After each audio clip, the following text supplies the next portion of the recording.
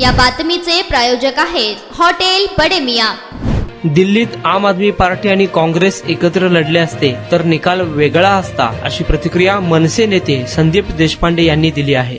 आजची बैठक ही पक्षवाढीच्या संदर्भात, संघटना बांधणीच्या संदर्भात बैठक होती। त्या संदर्भात चर्चा झाली। येणाऱ्या महानगरपालिका निवडणुका असतील किंवा स्थानिक स्वराज्य संस्थांची निवडणुका असतील, त्या अनुषंगाने मनसे कशा पद्धतीची तयारी करत आहे, काय स्थानिक पातळीवरती कर्मचारी जे काही पदाधिकारी, मला वाटतं आज बऱ्याच गोष्टींवर चर्चा झाली, ती सगळी काय कॅमेरासमोर सांगणं शक्य नाही, पण पक्षाची वाढ कशी झाली पाहिजे, संघटना बांधणीच्या संदर्भात काही सूचना, अशी सगळी ती ओव्हरऑल बैठक होती। मागील मनसे मेळाव्यामध्ये राष्ट्रपती यांनी एकंदर विधानसभा निवडणुकीच्या निकालावर प्रश्नचिन्ह उभं केलं होतं। आज जो दिल्लीचा निकाल लागला आहे त्या निकालाकडे कसं पाहताय? तर मुळात असं आहे की ज्या पद्धतीचे निकाल लागतात, आता दिल्लीची परिस्थिती वेगळी आहे, महाराष्ट्राची परिस्थिती वेगळी आहे। ज्या पद्धतीने महाराष्ट्रामध्ये निकाल लागले आणि 6 महिन्यात निकाल ज्या पद्धतीने बदलले गेले, लोक ओपिनियन बदलली गेली, मला वाटतं त्याच्यावर शंका आम्हीच नाही, बऱ्याच लोकांनी उपस्थित केलेली आहे। म्हणजे फक्त राजकीय लोकांनी शंका नाही उपस्थित केल्या, तर बऱ्याचशा सामाजिक संस्थांनी सुद्धा याच्यावर शंका उपस्थित केलेली आहे।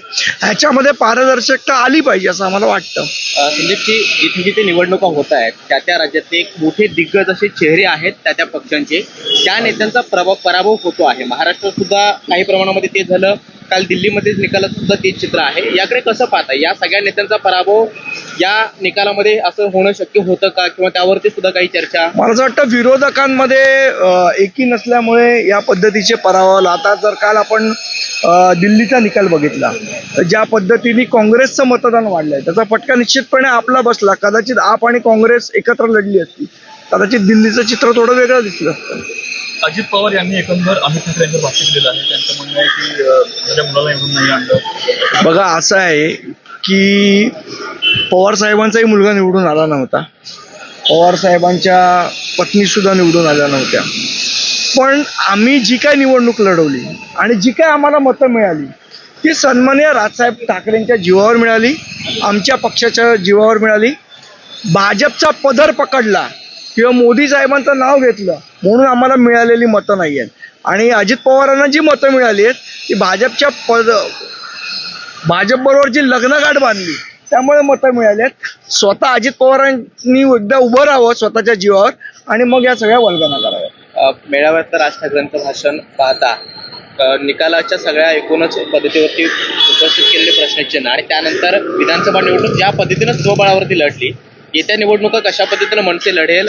अजून त्याला वेळ आहे, अजून बऱ्याच गोष्टी होतात। सध्या आमचं लक्ष हे संघटना बांधणीवर आहे आणि त्या पद्धतीचं मार्गदर्शन सन्माननीय राजसाहेब करतात। संघटना बांधणीसाठी मनसे काय तयारी करते, स्थानिक पातळीवरती काय? त्याच्यावरच सगळी चर्चा चालू आहे, निश्चित येणाऱ्या काळात दिसेल तुम्हाला।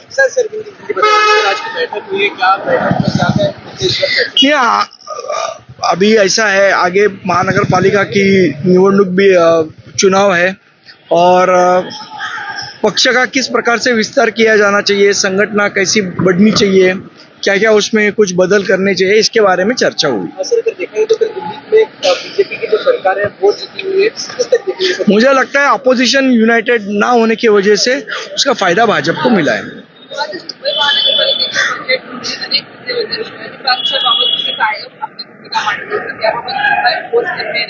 पर्यटन आणि इतर गोष्टींवरती फोकस शिक्षणाचा टप्पा सुद्धा या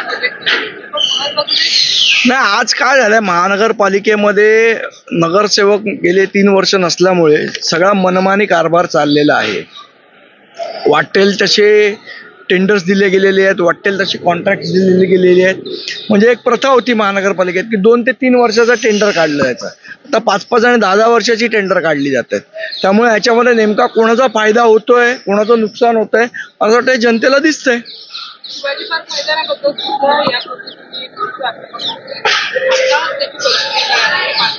नाही, शिवाजी पार्कची माती, आता जो IITचा नवीन अहवाल आलाय त्यामध्ये माती काढणं शक्य नाही असा अहवाल त्यांनी दिलेला आहे।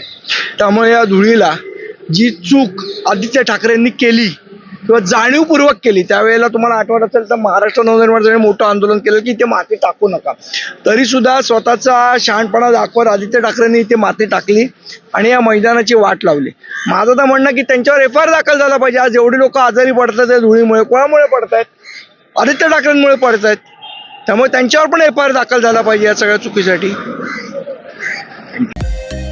मटन, चिकन आणि बीफसाठी प्रसिद्ध असलेलं सोलापूर शहरातील विजापूर वेस्ट येथील प्रसिद्ध हॉटेल बडे मियाँ. पाया ताहरी mutton biryani, chicken biryani, mutton seekh, chicken 65 आदी मिळण्याचं एकमेव ठिकाण हॉटेल बडे मियाँ. मटनमध्ये beef mutton rice, beef cheese angoori, Bade Miyan special mutton, mutton angara, mutton kadhi, keema masala. चिकनमध्ये chicken rice, chicken Malvani, special Bade Miyan chicken, chicken cheese angoori, chicken tikka, chicken Hyderabadi, butter chicken, kadai chicken masala असे भरपूर आयटम्स उपलब्ध. मटन बिर्याणी, चिकन बिर्याणी, बीफचे स्पेशल डिश सुद्धा जेवणासाठी उपलब्ध. खास हॉटेलमध्ये जेवणाची सोय आणि पार्सलची सोयही उपलब्ध. स्वस्त आणि मस्त जेवण मिळण्याचं विजापूर वेस्ट येथील एकमेव ठिकाण हॉटेल बडे मियाँ. आमचा पत्ता हॉटेल बडे मियाँ, विजापूर वेस्ट, सोलापूर.